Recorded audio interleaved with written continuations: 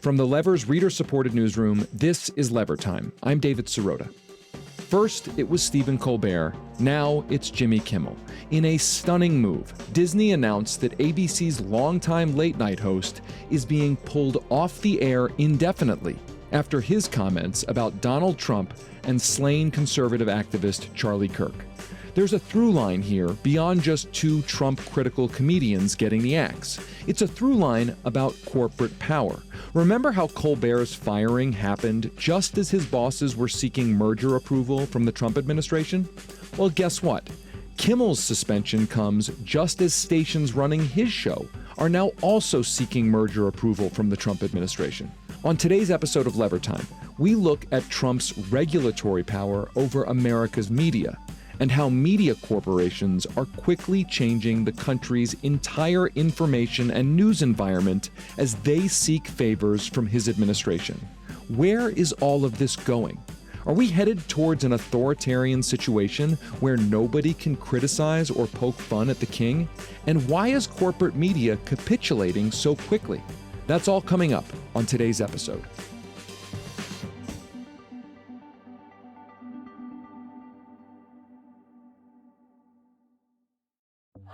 We hit some new lows over the weekend with the MAGA gang desperately trying to characterize this kid who murdered Charlie Kirk as anything other than one of them and doing everything they can to score political points from it. This was ABC late night host Jimmy Kimmel on Monday night, discussing the political aftermath of the assassination of conservative activist Charlie Kirk. Then, Kimmel poked fun at Trump's reaction to the murder. You can see how hard the president is taking this. My condolences on the loss of your friend Charlie Kirk. May I ask, sir, personally, how are you holding up over the last day and a half, sir? I think very good. And by the way, right there, you see all the trucks? They've just started construction of the new ballroom for the White House, which is something they've been trying to get, as you know, for about 150 years. And it's going to be a beauty. Yes. He's at the fourth stage of grief, construction. Kimmel's comments touched off a firestorm in conservative media, culminating in President Donald Trump's chairman of the Federal Communications Commission, Brendan Carr, appearing on a conservative podcast to allege that Kimmel was trying to lie about the political motivations of Kirk's killer. What appears to be an action by Jimmy Kimmel to play into that narrative that this was somehow a MAGA or Republican motivated person. If that's what happened here with his conduct, that is really, really sick. Then Carr seemed to issue a threat to use government power as retribution. And they have a license granted by us at the FCC, and that comes with it an obligation to operate in the public interest. But frankly, when you see stuff like this, I mean, look, we can do this the easy way or the hard way. These companies can find ways to change conduct and take action, frankly, on Kimmel, or there's going to be additional work for the FCC ahead. Then just a few hours later came a bombshell announcement, as reported by Fox News. ABC has now suspended Jimmy Kimmel's late night show indefinitely following comments that he made about Charlie Kirk's killing. Nextstar announced that its ABC affiliates would preempt Jimmy Kimmel Live indefinitely over his comments. Did you hear that last part? The part about Nextstar? That's what seems to tie all of this together. You see, Nextstar, which owns local TV stations, is right now begging Trump's FCC chairman to approve its massive merger with another local TV company. And as The Lever recently reported, Nextstar is also pushing Trump's FCC to relax local media ownership rules so that it can even more thoroughly monopolize local media markets. Oh yeah, and Disney's proposed purchase of streaming TV company Fubo also needs approval from Trump's Justice Department. In other words, Trump's administration made clear that it was unhappy with a particular form of media speech, and the corporations needing Trump's regulatory approval then silenced the speech his administration didn't like. And that move from those local TV stations then pressured the network to shut Kimmel down.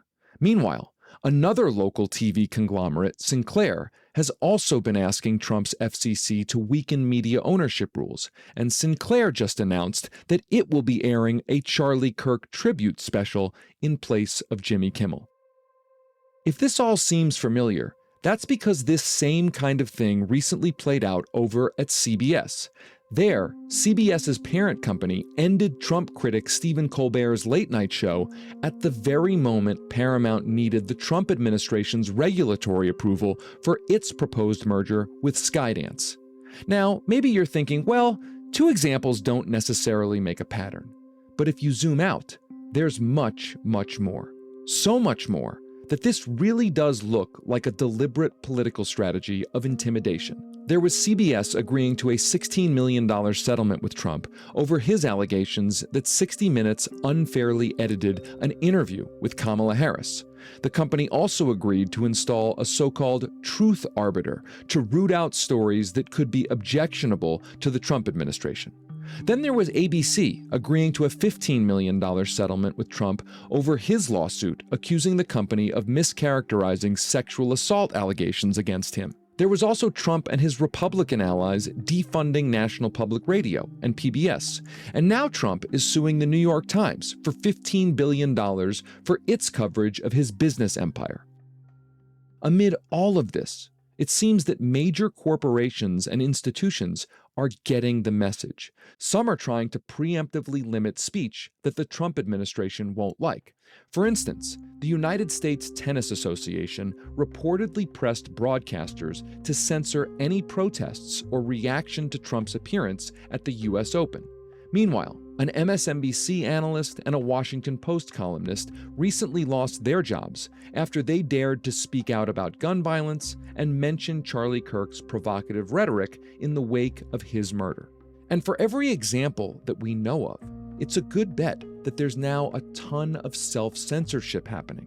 The average reporter, editor, and television producer knows that if millionaire celebrity comedians can get the axe, so can they. And they now have a good idea of what kind of speech might get them in trouble with the Trump administration, which creates an incentive to just never say or report anything that Trump won't like.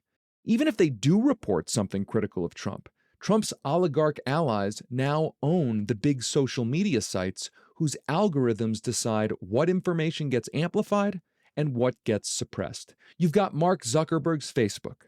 You've got Elon Musk's X. And now, just this week, Trump is reportedly brokering a deal to have his allies buy TikTok. For his part, Trump seems emboldened. He's now openly threatening even more retribution against what his administration is calling hate speech. Pam Bondi's saying she's going to go after hate speech. Is that, I mean, a lot of your allies say hate speech is free speech. We'd probably go after people like you because you treat me so unfairly. It's hate. You have a lot of hate in your heart. Maybe they'll come after ABC. This was an exchange between ABC News reporter Jonathan Karl and Trump on the White House lawn. Your company paid me $16 million for a form of hate speech, so maybe they'll have to go after you. This all has a lot of people now fearing the end of the First Amendment, the end of free speech, and the end of what we understand to be basic freedoms and civil liberties. And it's not just liberals who seem legitimately worried about all of this. You hope that Charlie Kirk's death won't be used by a group we now call bad actors to create a society that was the opposite of the one he worked to build. You hope that. You hope that a year from now, the turmoil we're seeing in the aftermath of his murder won't be leveraged to bring hate speech laws to this country. And trust me, if it is, if that does happen, there is never a more justified moment for civil disobedience than that, ever, and there never will be. This was conservative Tucker Carlson on his podcast this week. Because if they can tell you what to say, they're telling you what to think. There is nothing they can't do to you because they don't consider you human. They don't believe you have a soul. A human being with a soul, a free man, has a right to say what he believes, not to hurt other people, but to express his views. I don't agree with Tucker Carlson on lots of things, but I agree with him on that. But it doesn't seem like huge media corporations are willing to stand up for those principles. It seems like they've decided that capitulation is just a tolerable cost of doing business. It feels like we're in truly uncharted waters now. Long gone are the old days of media giants defying an imperious president and publishing something like the Pentagon Papers. This isn't to say media was so awesome or perfect back in the day. I mean, corporate media helped lie us into the Iraq War. It didn't sound the alarm before the financial crisis. And often, it has a pro-oligarch slant. So big media did do a lot to discredit itself. But the government now aggressively policing and targeting speech it doesn't like? This is something different. We're in a whole new ominous era.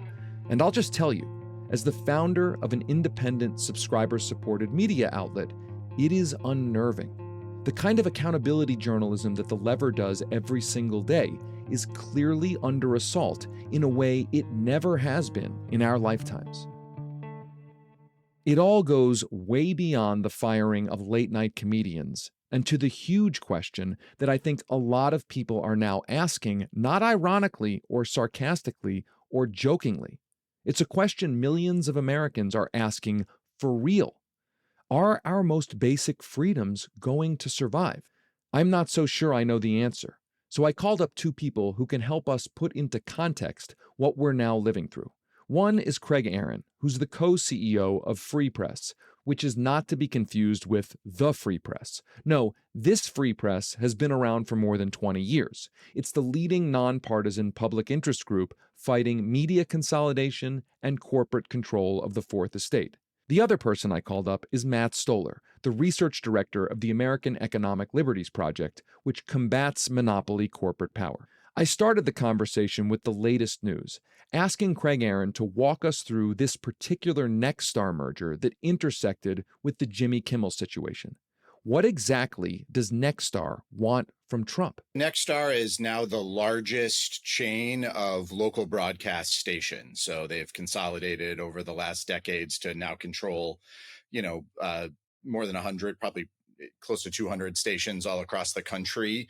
Again, your local affiliates. Some of them are ABC, some of them are CBS, some of them are NBC. This is the local television station, and they own them in markets all across the country. And some, they own multiple stations in the same market. And so this is a company that is coming to the Trump administration from day one, or even before Trump got in office, saying, hey, you know what? We're very willing to alter our coverage to be fair and balanced as long as you get rid of those pesky ownership limits. So what Nextstar is trying to do is, in the grand scheme, just get rid of the very few remaining limits on how many television stations one company can own. They want to get rid of the last remaining limit is television stations can only reach 39% of the national audience. They're trying to scrap that. More immediately, or alongside that, they're also trying to merge with Tegna, which are the TV stations that used to be owned by Gannett, and Nextstar's trying to take those over. They would need FCC approval for that deal. They would need FCC approval to change the ownership rules. I would argue they would actually need congressional action to change the ownership rules, but they've come up with legal theories that say otherwise. So they are fully on board trying to get rid of any limits on how many local stations they can own.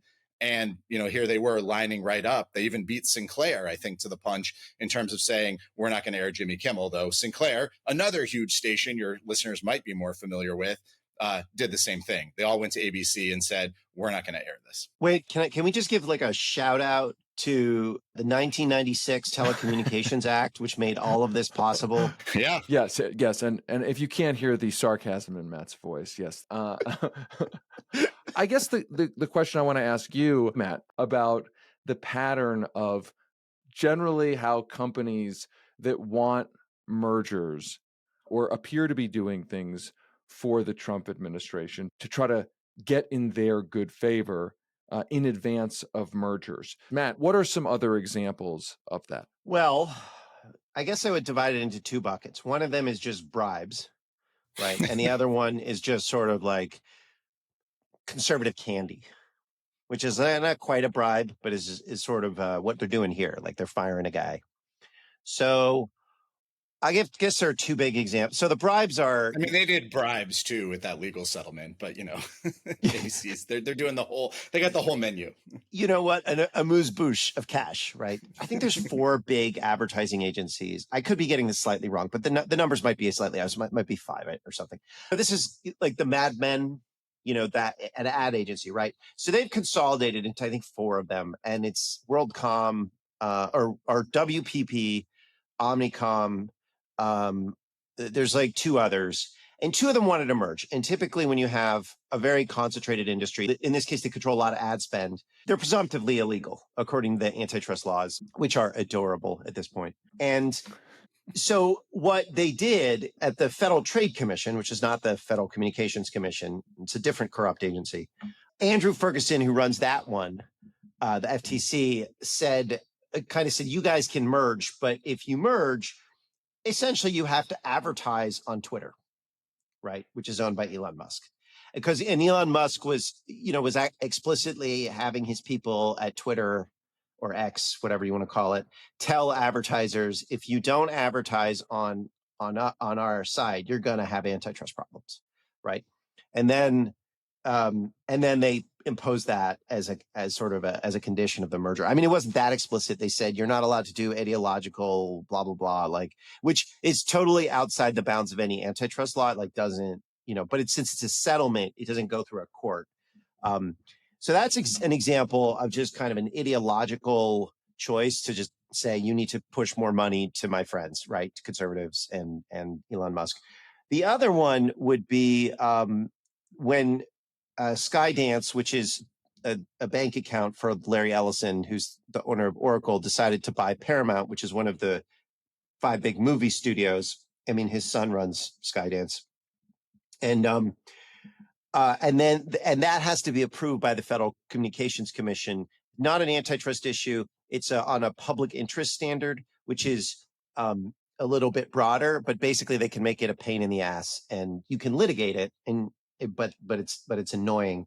And so what they did is Larry Ellison and David Ellison said essentially we'll fire, or allegedly they said we'll fire Stephen Colbert. We'll do things that you'll like. We'll put conservatives in charge of ABC News. The producer of 60 Minutes resigned and said this is bad. They also just paid, and I guess this, Craig, to your point about bribes, they just paid off Trump. They just gave, Trump had been suing CBS over a 60 Minutes interview, saying, oh, they edited Kamala Harris unfairly, which actually was true. They did, but there's no damages there. It's You're just allowed shitty to journalism. edit interviews, last I checked, in journalism. Well, yeah, I mean, sure, it's a bad thing to not do a great job with an interview, but it's not. It's just a bad thing. It's bad things happen all the time. It's not illegal. It's just shitty journalism. If all shitty journalism were outlawed, I don't know, that'd be a problem. It'd be a problem. You have to allow for shitty journalism. And so he sued them for damages, which was crazy and totally frivolous and obviously arbitrary and an attempt to coerce using the legal system. But he had no case. Even so, CBS gave him $16 million or something like that for the Trump library or Trump shitcoin or whatever. And then the merger went through.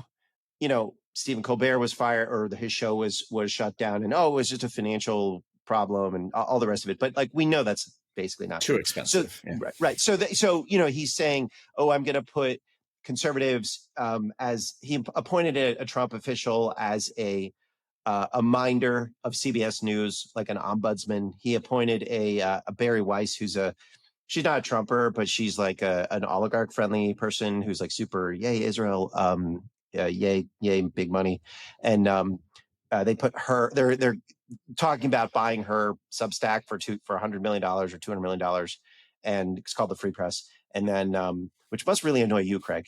It really does. And she's going to be running basically CBS, and then they're also trying to buy Warner Brothers, and Warner Brothers owns CNN. So maybe she'll be running that too. Who knows? Okay, so you've just laid out some examples of whether it's at the FTC antitrust policy or FCC media ownership and does cover whether these companies can merge, where that power that Trump is using is being leveraged in ways to get Trump and the Trump administration, presumably, what they ideologically want. Or to put it another way, these companies are doing things that look like they are bending the knee to Donald Trump.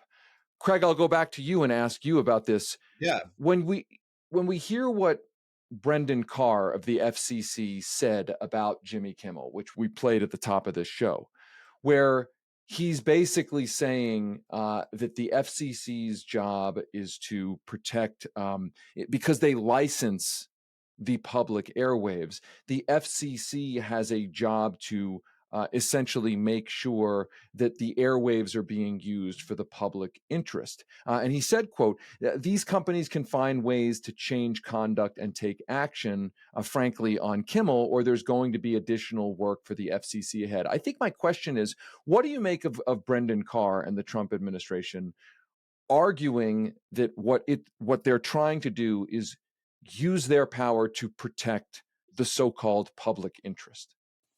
Well, I mean, it's completely preposterous. It's a mob shakedown. I mean, that's what they're doing. Like after he said that on Benny Johnson's right-wing podcast, Brendan Carr says, well, there's an easy way and there's a hard way, which is not how regulators talk. It's like how the mafia talks. And that's the way he's been working all along. That's what he did with Paramount. It was like, oh, you like your broadcast licenses? Well, we'll see how that works out for you.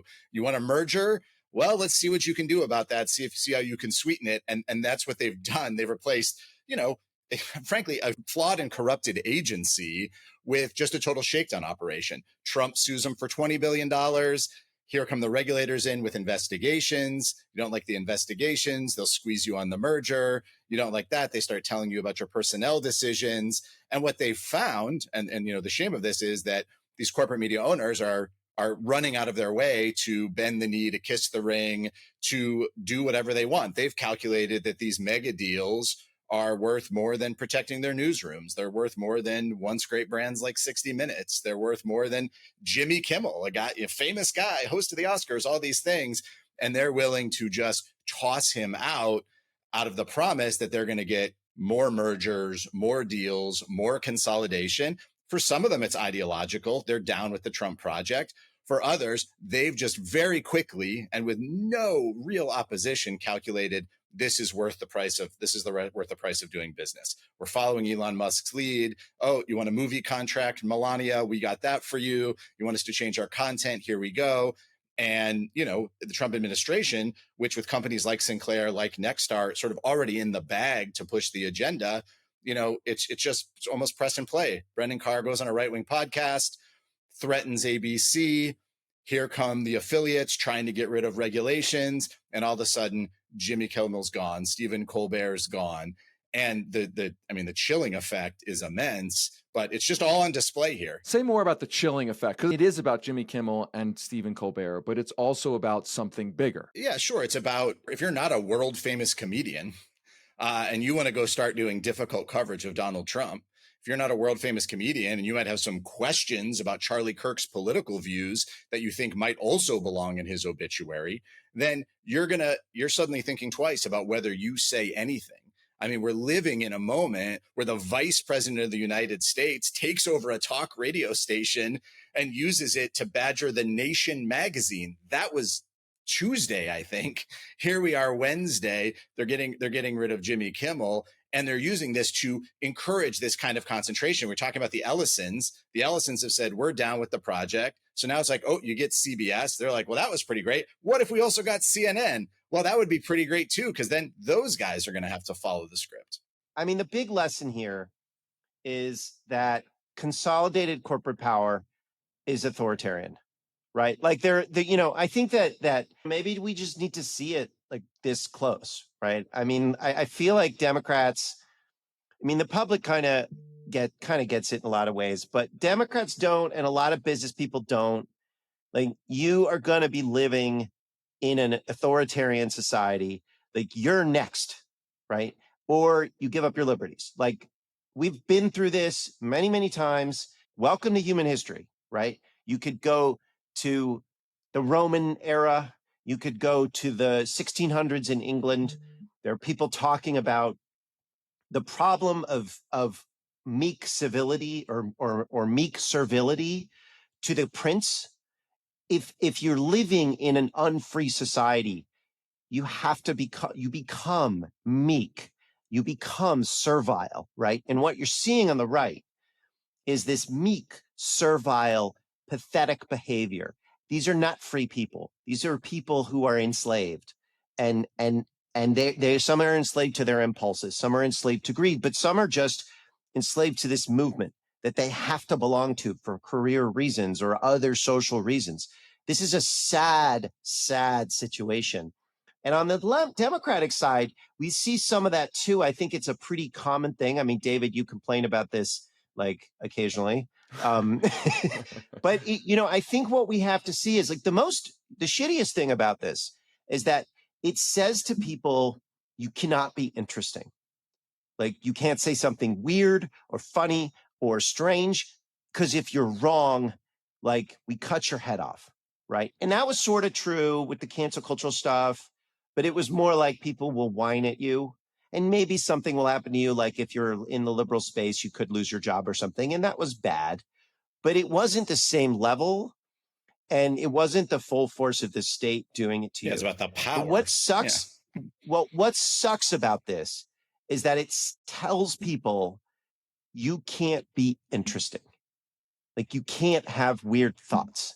And like the best thing about America, the best thing about freedom is the ability to be weird and try new things and make strange jokes and fail, and that I hate that. You can't do that now. It's like fucking ridiculous. Like if a lot of the things that people were saying about Charlie Kirk, like, yeah, some people were saying, things that were like really tasteless and ugly, which is not illegal, but it's still tasteless and ugly and they shouldn't say them. But what a lot of people were being fired for is saying things that were just true about him, his character, or at least arguably true, yeah. Quote, arguably true about his character, instead of saying he's a hero. And the thing is that like when Paul Volcker died, right? I wrote this biography of him where I criticized what he did. I said, he is not a good guy. What he did to this country was very bad. And it's worth remembering what public figures do. And I think Warren Buffett is, he's a similar character. He's very old. And I'm going to write something that's like, this guy was not a good guy, right? Can I say that now, right?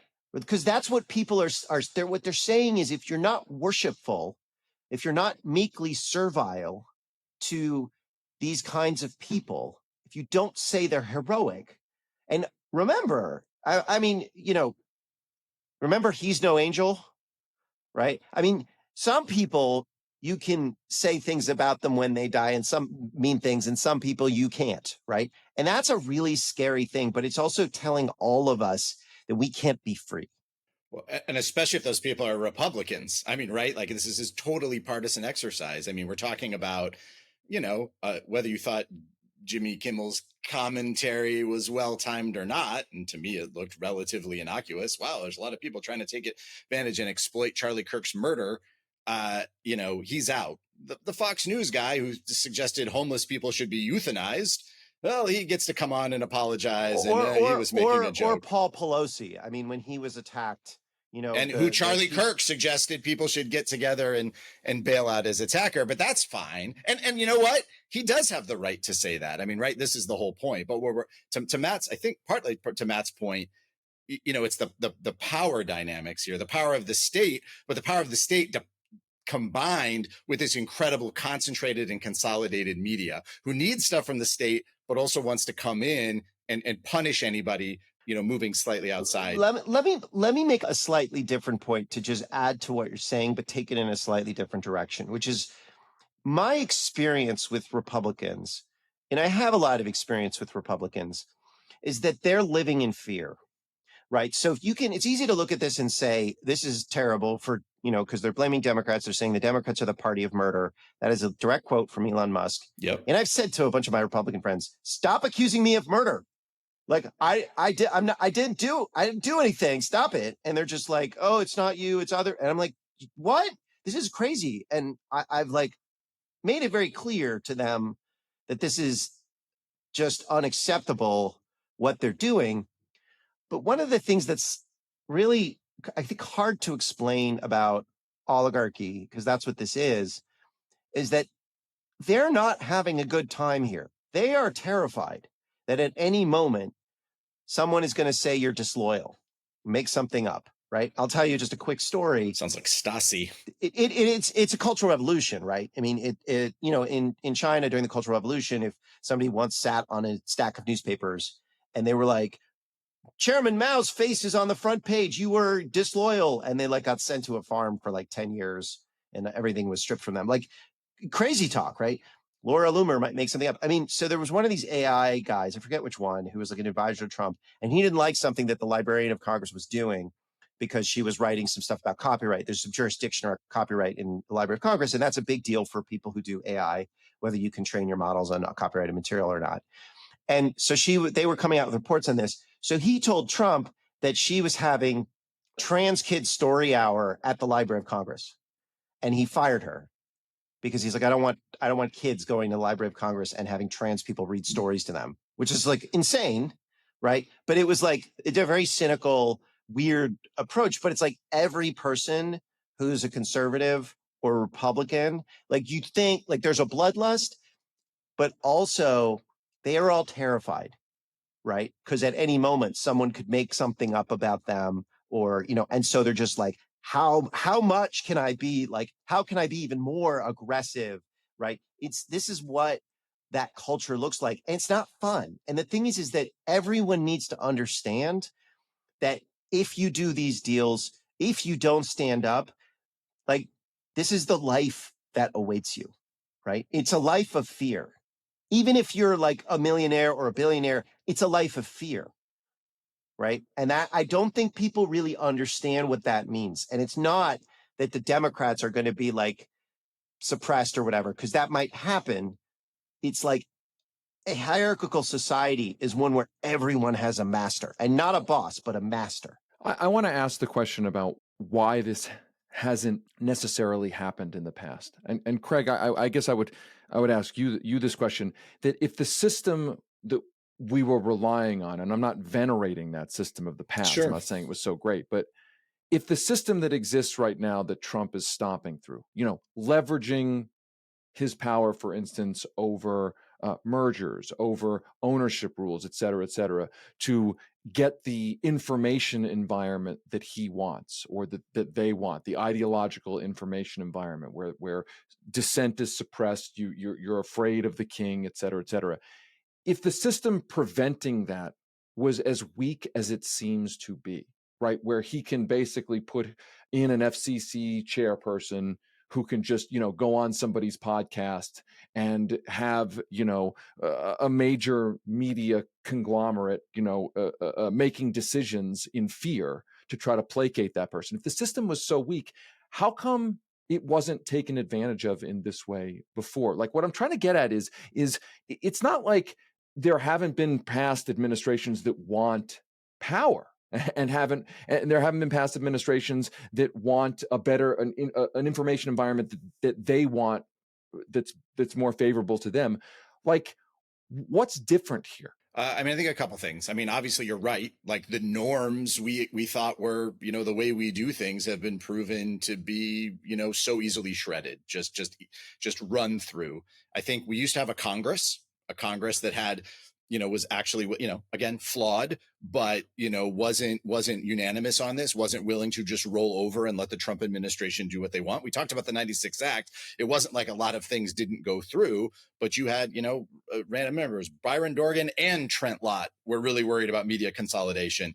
And they had local people who, still owned local stations who didn't want to become part of a big chain. And it created different kinds of political incentives and local interests. But as that was whittled away from that 96 Act on down, I think a lot of that opposition went away, and we allowed some very ideologically minded companies like Sinclair, now clearly Nextstar, to take over and own hundreds of stations and have this huge dominance, which makes it that much easier to turn the screws. There's only a couple of guys. Some of them are already on the team, and they're like, yeah, of course we should abuse our power and force all our anchors to read from the same scripts. Others of them are saying, well, there's only a couple of us, so I might as well play along. So I think that's a big part of this shift. But we have never seen this kind of brazen action. They've always been reined in by a certain degree in the courts. They're betting that won't happen. We don't know. There'll probably be some wins and some losses, but there used to be courts all the way up to the Supreme Court that would step in and stop them from going this far. And there was a way that the FCC operated. It was always they're trying to get rid of all these commissions that have Republicans and Democrats on them. The FCC actually still has a Democrat on it because otherwise they couldn't have quorum, and they haven't been able to put anybody else in. And there's some right-wing infighting that blew up the majority at the FCC. But you're in a situation where Brendan Carr, somewhat unexpectedly, this guy was just kind of like a normal corporate lawyer, over at the FCC and waiting to cash in, decided to place a big bet, which is like, the way I get ahead is I suck up to Donald Trump. I suck up to Elon Musk, at least, until that's not considered the popular thing to do anymore. And then I just go for it. And so you had a guy who, after January 6th, went into Congress and said, I don't want to hear anything about going after Newsmax or any of these channels. The government has no role in content. And as soon as he got the gavel, as soon as he got the power, he's all of a sudden inside those newsrooms, inside the entertainment divisions, telling them what they can say, saying what's out of bounds, and, wielding that power like it's honestly never been wielded before. And that doesn't mean presidents didn't dream of it. I'm sure LBJ did. I'm sure Nixon did. They wanted them to do their favors. These are hugely influential industries, but these are industries that used to fight back on the smallest regulation. They would put every lawyer in the city on it to try to stop simple common sense reform. Trump comes in with his power, and they all just roll over. So is it because they just want it? Is it because they're that afraid? I don't know. But unfortunately, we're all living through it. I'm going to argue, just sort of devil's advocate here. Shocking. Because I'm an asshole, right? But I hopefully am the right amount of asshole. That's the hope. We'll do a survey at the end. I have high disapproval ratings, so we'll say that. Maybe high approval ratings. I don't know. Remember Phil Donahue? We're old men now. Yeah. Right? He was fired for saying, hey, maybe this war in Iraq is not a good idea. Yeah. Like, I remember after 9/11, they used to say we're in the fifth column. There's a lot of weird shit that happens in these like very creepy times. I think that was like the lying to get us into the war in Iraq was insane, and it was more distributed, but it was bad. It was really bad. So like, let's not romanticize. No, that's why I started doing this work. Yeah, let's not romanticize the past. I think there's also, it has happened, and it's been much worse than this. And you can look at period before slavery, some of the censorship that was going on then. You can look at, there have been many periods in sort of English and American history where you've seen this kind of overwhelming dominant force, and much more extreme than this. So let's this is unusual in our lifetimes. But one reason that it's this bad is because, consolidation is cumulative, right? And so it's just like when you have 5 companies or 6 companies doing something and they merge to 4, like under Bush, it just becomes, it takes a while for those companies to absorb each other. And then it just becomes that much easier to like do this stuff, right? And so we're now at a point where it's just a very consolidated economy, and it wasn't quite as consolidated before. So when I said, the 96 Telecom Act, I was like, yeah, give it up for them. Like, that's what did it, right? And it wasn't like people were better after that, or it wasn't like, oh, people had more public spiritedness. It's like, no, it just takes time when you change the law for the authoritarianism to come, right? And it just takes some time. But like we saw, well, that created Rush Limbaugh, the 96 Act. So there you go. There's a direct line. I mean, there were some changes, in the 80s that in AM radio, but you can see like media regulation in America, really from like the Telegraph Act in 1866, right after the Civil War, all the way through into the like 1970s, was one of decentralization. That was the goal. And that's even why we have network affiliates and networks. It's like split up, right? It was an anti-monopoly framework. And from the late 1970s on, and this is not just true in communications, but communications is an important area in communications media. You've just seen this incredible consolidation wave because intellectually, the liberal establishment was convinced that consolidation was good, right? For a lot of reasons. You could just watch The West Wing if you don't believe me. They just show on media consolidation. It's disgusting. and hilarious at the same time. Don't watch the show don't watch The West Wing. It really doesn't hold up. But like it is. I think one of the things that we see right now is that you have this debate within the Democratic Party about what to do, and you have a significant faction that is saying we need the oligarchs on our side, right? That's what Derek Thompson from The Atlantic, now on his own, but he wrote that book Abundance with Ezra Klein. And they're like, look, we need the oligarchs on our side. So let's pull them onto our side. And there's a lot of money there, but also there's there's basic confusion within the liberal brain and within a lot of members and people in the establishment. They don't understand why you wouldn't want that. And maybe they feel like, oh, that's kind of weird, but it feels a little off, but they don't understand why it's a problem because they don't understand that consolidation and oligarchy is inherently fear-based. Right? That's what it is about. It is about coercion, and that coercion is a threat to liberty, but because it imposes an arbitrary and coercive power upon people and places us as social dependents on our masters, and it makes us unfree people. And they don't get that because liberals have stopped thinking about arbitrary coercion and liberty as the basis of power and the basis of what makes humanity work. And I think we're being given a really, really, really powerful lesson about why oligarchy is dangerous. I want to ask a question to Craig that plays off of that. You just mentioned that Derek Thompson interview. Derek Thompson, the author of Abundance, he was on CNN. He sort of said, we need the oligarchs essentially to stand up, to tell Trump to cut it out. He didn't essentially say it. He said it directly. We need the oligarchs to stand up to Donald Trump. Right, and cut it out. That's a quote. Right. And I think my question is when people that's so obviously ridiculous because the oligarchs are getting what they want. Yeah. And I think if you think about it, let's go back to this media situation, right? If you're a media oligarch, a media exec, you're looking at this and you're thinking, well, doing what Trump wants is a cost of doing business for me.